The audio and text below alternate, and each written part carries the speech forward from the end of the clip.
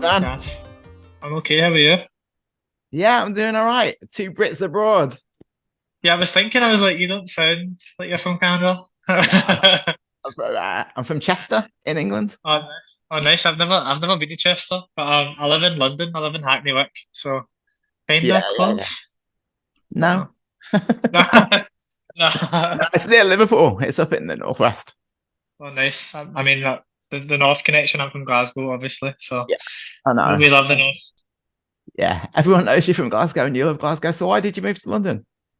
I had to like move there just to. I wanted to make an album, obviously, so I had to like go down and I wanted to like better my sound and evolve my sound. So I went from writing and recording in my bedroom to working in a kind of. I mean, the studio wasn't big at all. It kind of felt like a bedroom, but it was had a bit more equipment in it than a fucking guitar and a laptop. So yeah, that's where I moved. But I've not been back, so I like it. I love London. Yeah, but you miss Glasgow, I heard. Yeah, yeah. But I mean, I do miss Glasgow. I miss my family, my friends, and um, I just miss the patter. I miss like the shite, the way people talk to each other. Yeah, Um, but yeah, I do miss it. But I'll be once I get done with this tour, I'm going to go back and see my friends and that for a bit. So yeah, yeah. Nice. So you're on tour with Jungle, which, so yeah. where are you now? I'm in Madison at the moment, so it's just like Madison, yeah, yeah. Wisconsin. It's kind of like the Midwest, but it's beautiful here. It's like a little um apparently there's like a big it's like a big college town. Um but we just had a walk, went for a walk there. There's like a beautiful river and stuff like that. So yeah, it's pretty cool. It's been going well. Nice. And you're going to be in Montreal on Saturday. Yeah, yeah. With Jungle. So, did you know the Jungle guys before this tour? I worked with Lydia and Josh when I played America. I did a session with them. They had a house in LA that they were recording in, and I met them through that. So we kind of got chatting and stuff, and then yeah, they asked me if I wanted to be on the tour in America, and I was like, of course. So yeah, I had met Tom, the other half of Jungle, but I met Lydia and Josh. So they're an amazing bunch. They're so kind and like being able to watch their show every night is unbelievable. Like it's one of the best things I've ever seen. It's just so seamless and Yeah. airtight. They're amazing on stage as well. So it's like Yeah. an education. I'm like thanks I, them. yeah, I saw them last time they played in Montreal and it's just a big party. It was great. Yeah. There's a lot of people like smoking weed in the crowd and stuff like that in the indoor venues. I'm like getting a contact high, but it's been such a dream. I've got to play like the Forum in LA, which is unbelievable. And these kind of beautiful amphitheaters that are outside. I feel like a long way from Glasgow, like being in some of these places. But yeah, it's amazing. Yeah, well, you've come a long way from Glasgow, like physically and metaphorically, I think, in the last 4 years. Everything seems to be going very, very well for you. Has it caught you by surprise, this kind of upwards like trajectory? Yeah, I mean, I feel like it's always a surprise when things go well for some reason. I think it's just the kind of bleakness of being from the East End. You just always assume the worst. Uh, like, but it's been amazing, man. I feel like I think because of where I'm from and how I grew up, I didn't grow up with anything. Come from a very like, working class background. I'm always grateful and I'm always like very aware of like the opportunities that I'm given and how different it could be.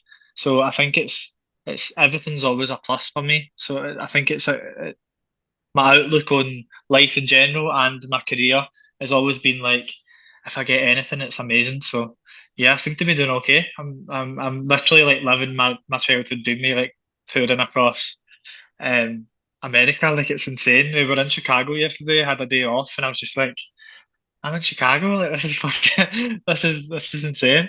But yeah, it's been an amazing couple of years for me. So Have you yeah. been to Montreal before? I'm not sure if you have or And not. nah, we did a show in Toronto. That was the only time I've ever been to Canada. Did one in May. So it's the first time in Montreal. I'm excited to see what it holds. Everybody says it's beautiful there, so I'm excited. Yeah. Obviously, I'm biased because I live here, but I am an outsider as well. And I can say You're gonna love it. It's such a cool Oh city. yeah. Yeah, You it's need got to give me a good some vibe. you need to give me some recommendations like food and stuff like that for sure. Well, there's a few famous places like Schwartz's smoked meat Yeah. place. Always there's a Mhm. line outside if you like smoked meat. Oh. You have to try poutine. Do you know what poutine is? Yeah, yeah, yeah. I've had some, but probably like Oh, a you have shite some. version in Glasgow. Like that. Wow, But Glasgow poutine. That's got to be a I delicacy. know. Yeah, they do like Buckfast poutine and like Iron Brew poutine. It's like that's just not. I need to get some like some of the genuine stuff. A lot of the guys in my crew, they're like massive. They love food, so they'll definitely want to get a bit of poutine. But yeah, There you go. I'm excited. Yeah. Yeah, indulge. So you've played arenas for a while now because you played with Arlo and Paolo and Rena and now Jungle. Do you feel comfortable Yeah, in arenas now? yeah, man. I feel like the arenas I've done have been with Paolo and Jungle. The rest are like bigger venues, but I don't know. I feel like there's something about a bigger venue that gives you more space. And obviously, I just mean like if when you're on stage, you have a bit more um, room to move, and you're so far away from everyone that you can't really see them anyway. So there's no really any nerves involved. I kind of just go up and pretend that I'm just rehearsing with my band and just try to have fun and make use of the space, throw myself about. But I feel comfortable, man. I feel like every time I play like a at a big venue, it just gives me ideas about like hopefully one day I'll be able to do a venue like that. And I'm quite ambitious with like the my setup and stuff like that, and I want to be able to put on um like an amazing light show and an amazing like aesthetically. I want it to feel all very cohesive with the music that I make because it's a lot of my favorite artists do that, and obviously watching John go every night, they're just everything is just so polished and it's very inspiring. So yeah, I feel like send on the big venues. Well, if things keep going the way they are, it's going to be coming soon, I think. You said before that you've been lonely on tour. Do you still have moments where you feel lonely on tour? I mean, I feel like everybody gets a bit lonely because there's like a lot of I don't know, it's like you're in an alien place, you're far away from your friends and family and stuff like that. It can be quite a lonely experience. I think especially because in the past couple of years I've been trying to like not drink and stuff like that when I'm away. So I just let everybody else go and party and I have to like go back to my hotel room or go back to the bus. But I just try and I think this tour has been the best tour I've been on, like in terms of like mentally feeling okay. And I feel like my team that I'm with, we're all like family, we're all Scottish.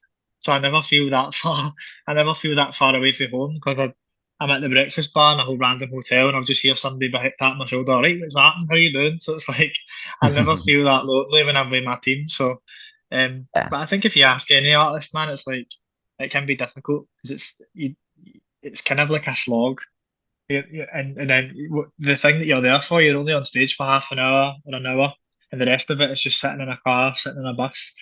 Like, nah, it's not. I think I say that with like it is lonely, but I feel like the benefits and the positives far outweigh the small fraction of it that I feel lonely. And I've got quite a good personal life at the minute, so I don't feel insecure or unhappy or anything like that. I know I've got stuff waiting for me when I get back. So, aye, it's all good. If your personal life is good and your business life is good, like your musical career is going well, are you running out of things to write about? People keep saying this to me, and at first it was funny, and then I'm like, oh my God, like, what am I going to do? I feel like there is like an element of all my music seems to come from quite a heavy place, but I think I I've been kind of doing a bit of work on myself and looking at my life and stuff like that, and I think I don't need to make music that's sad for it to mean something. Do you know what I mean? I don't need to make the stuff I make doesn't have to come from a place that's going to like upset me or torture me because then there's no longevity in that. I don't think I could continue to do it if it was like that.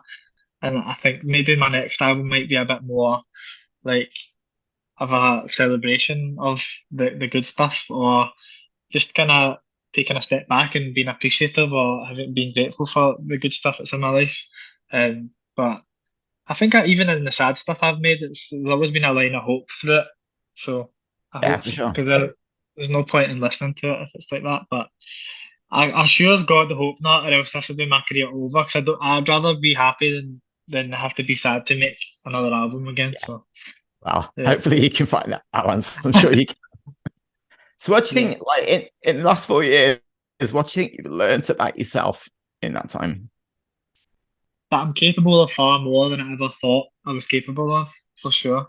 I think when I got into the music industry, and I felt very, I don't know, man. I've always been quite confident, but I think it makes you question yourself a lot, and a lot of your worth is tied into your success or how many people are looking at you and stuff. And I just think that you just got to leave all that behind and just try and make the most of the opportunities and stuff that you get. So I think there's been so many situations where I've been like, oh my God, I can't do that. I can't do that. It's too scary. It's too this. It's too that. But then I've fucking done it. So um, I think that's what I've learned about myself the past couple of years is that most of the things I feel like I can't do, I can always do it. So that's if I meet anybody else and they're feeling the same, I'm like, it's fine. Like you're not going to die. It's kind of trying to override that fight or flight, because it's quite a scary experience. Like being in these kind of unnatural situations. Like you're on stage, people looking at you, you're singing songs, and you've never met them before, and everybody's judging you. So it can be quite daunting. But yeah, that's what I'd say. I've learned about myself that I can kind of do anything that I put my mind to, which is I'm proud of. And you're not just singing songs, you're singing very personal songs. Like Yeah, yeah. you don't leave a lot open to interpretation in a lot of these songs. Yeah, So, yeah. But I think it's like at first I was a bit nervous to like share. You kind of give so much of yourself away, but at the same time, when you're so open, I feel like it creates a space for other people to be open with you. And the people that I've met at the shows and stuff like that, people just tell you mad stories, like really personal stories and I feel so like I don't know. I feel like I'm grateful that they feel that they're comfortable enough to talk to me about this stuff and the messages I get, and it's amazing. It's unreal. I would never think of messaging somebody like a musician or something like that, and the fact that some people feel compelled to do that, it makes me feel good. It makes me feel like I'm doing something nice and I'm making stuff that actually matters as well. So, aye, but it's a bit too personal, man. I'm like looking back at some of the songs I've made, and I'm just like, that's going to get me in trouble. But I don't think I've ever slag anyone off. I don't. I'm mostly just call a spade a spade. have you always been like that with your writing? Like, can you remember the first song you wrote? And I think the first song I ever wrote was about getting in a taxi, drunk, driving home, like some really melodramatic, like soliloquy about how crazy life. I guess it must have been about 18 or something like that. I think it was like 6 minutes long, like a pure like terrible. But nah, I think I've just always been, I don't know, I feel that part of it's being from Glasgow and being surrounded by really loud and passionate, honest people. I think it sort of cultivates a part of you to just always be honest and because we don't really take, I mean, it's like the North as well, where we can smell bullshit like a mile away. So I feel that I always need to be honest in my writing and what I'm saying. But for other people, but also for myself, because I have to sing these songs forever, and it's like it's nice to go up there and feel something sometimes. Sometimes Yeah. like things get me, and it's nice. It makes it more like fun. Do you still get emotional on stage when you're singing these songs?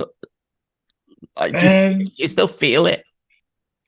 yeah, I mean, I mean, maybe not after like festival season and then this tour. I feel like I've been doing it constantly, like the same set. But sometimes, man, like see if you're tired or like if you're having a down day and you get up and you really think about what you're singing about, sometimes it really gets you. I think if I'm singing like East End Coast, which is about my hometown, and my mum is speaking at the end, there's like a sample of my mum Yeah, yeah, saying, "Remember, I love you. You can always come home." And that just gets me every time. Every time I'm away and I hear that, like ringing through a massive PA, like yeah. it's such a fucking.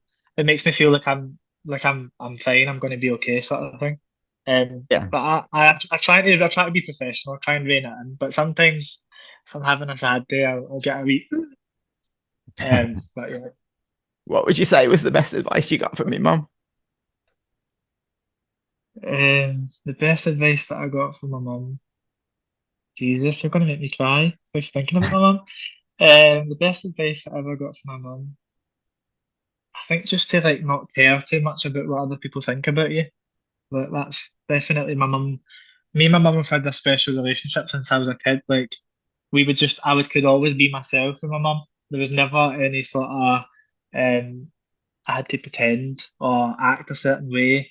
She was always unconditionally loving and affectionate, and I think that's which I've always been a bit of a sensitive boy, if you can't tell already. And she saw that in me, and being in Glasgow, like you've got a bit of a target on your back if Yeah. if you have that disposition. So yeah, she's just kind of always instilled in me that I should be confident and don't. It doesn't matter like what other people say about you. So I've tried to like carry that into how I carry myself and how I treat other people. But yeah, she's a good woman. Yeah, she must be proud. Yeah, yeah, good Glaswegian woman. Yeah, especially with her voice ringing out the speakers. She must be I proud. know. Yeah, she's like, "Did I get any money for that?" I'm like, "No." She's wanting PRS. I'm like, "You're not getting that." Music wasn't like a big thing in your childhood with your parents. Was it more like background music? Yeah, it was just like it wasn't a big thing, and it was a big thing. It was just it was always like a get up in the morning and put the radio on or put a record on or something like that. But it wasn't like a focal point. It was just the soundtrack to every aspect of our life. And my mum just always made sure. I think it was just a bit of white noise for her because she had three boys in the house and we were just constantly fucking fighting each other. So she always had music to sort of drown us out. I Nope. can relate to that because I'm one of three Yeah. boys and I have three boys as well. So I know what It's it's like like.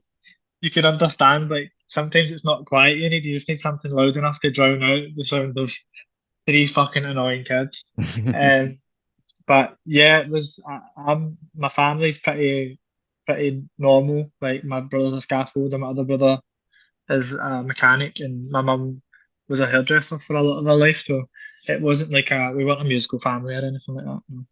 Yeah. So when did the music really kind of take hold for you? It was probably when like 2019, 2018 was when I went to an open mic night with my mate who's now my manager, and we were drinking all fucking day, man. I was at a music college at the time, but I had dropped out because I fucking hated it. I just couldn't deal with like the sort of classroom situation, and we were drinking all day, and it was one of them open mic nights where like somebody's playing guitar and you go up and you pick a song. But I got really drunk and I'd always sang in the house and stuff like that, and I never wrote any songs or anything. And I went up and I sang, and I sang California Dreaming with Mamas and Papas, and he was just for that moment he just clocked it and remembered it as being like me, like he's like you have a nice voice, and then he came back to me like a couple of months later, like I think you should try and write some music. I want to. He was studying music business, and he was like, I want to become a manager. And I think you've got something sort of thing. So I was like, I'm working in a bar, and I was like, right, okay, let's give this a bash. Because I just did before I got into music, I wasn't that ambitious. I was just a bit like, I'll just do this. I'll just work in a bar, and I loved it. Like I loved to work in the bar. And then off the back of that, I wrote some songs, and then we, I we've booked a gig and the promoter like had sent my demos to like major labels and stuff like that, and they all got back. They all came to the gig, and it was just like from there, it was just like the ball was rolling. It was a bit of a mad time. It was fucking insane. It feels like a million years ago, but I just didn't really know what was happening. I was just a bit like, what the hell is going on here? And because it was, I don't think anything had happened like that in Glasgow for since like churches or something like that. That's what everybody kept saying. Right. But it was insane. It was a mad time. And it happened really quickly as well, which was quite hard to get my head around. But it was fun. Yeah. So you owe your mate a bit of gratitude for that, right? Oh my Changed your God, life. jeez. Yeah, it literally changed my life. Him and my other manager Nathan, they came into my work one time with a laptop and a PowerPoint presentation, like this is what we think we can do and all that. And I was just like, you're fucking insane. Like, obviously thinking nothing is going to come out of this. And then I wrote some songs that were good, and I just worked on my production, and I just always had that one foot out the door, like it's not going to happen, nothing's going to happen, and then it was insane. Now I'm in fucking Madison, about to play a gig. It's crazy. So if somebody had never heard your music, maybe they're coming to see Jungle, but they're like, oh, who's this guy that's opening? Is there one song you'd want them to play first, like to listen to? I think on my album, Just Come Home With Me Tonight is probably like a good representation of the album as a whole. Like I like the lyrics and I like the production of that song. But it's quite chilled. I think if you're coming to see Jungle, it's the most chilled song that I'll play. Um, Probably it's been a little heavy lately. Yeah. That's like a one that's more in that vein. Um, but yeah, I like all the songs on that album. Of course you do. So just hopefully they like what they hear. But, Yeah. maybe. But everybody's been so nice on the tour. People seem to get messages after the show and stuff like that. So it is nice. And good. Yeah. Well, I have to say, I love the album as well. So, Thank you. yeah, I'm looking forward to seeing what you do next. Do you feel like you Nice. get a bit more experimental on the next album? Yeah, man. I feel like I can. I feel like I don't know. I feel like I've made the album I've always wanted to make, and now I can just. I don't know. Maybe veer off in a different direction, production wise and stuff like that. And I don't know. I just want to better myself. I think there's no point in doing another album if you can't. Don't know. Change it up a bit. It would just be more of the same. I'd like to surprise people. But I don't think it will be a screamo album or anything like that. It'll be Yeah. it'll still be nice, but I don't know. Who knows what will happen? Yeah. Well, whatever happens, I wish you all the best for it and Thank you. continued success. It was really nice talking to you. Thanks for your time. It's nice to speak to you too. Nice to meet you too. Hopefully see you at the show or something. So Yeah, yeah. unfortunately, I can't come to the show because I have a wedding. Otherwise, I would definitely be there. But it's just bad timing because it's on Saturday. But That's next fine. time. I mean, I fucking love a wedding. By the way, I would rather go to the wedding. So. But yeah, have fun at the wedding. But nice to Yeah, speak to you. well, I'll catch you next time when you're headlining an arena on your own. For sure, definitely. I'll see you there. All right. Thanks, Bye. mate. You take care. Bye. I've been fucked up, crazy. It's been a little